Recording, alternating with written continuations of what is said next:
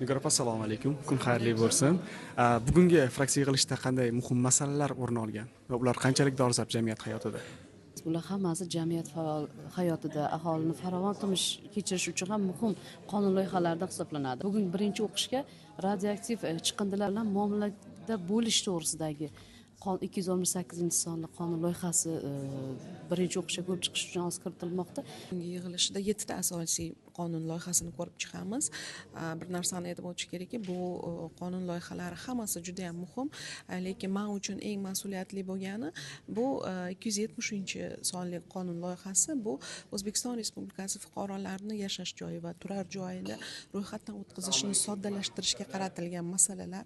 Bilasizmi, bu bir necha yillar davomida fuqarolarimizni kutgan masala deb o'ylayman.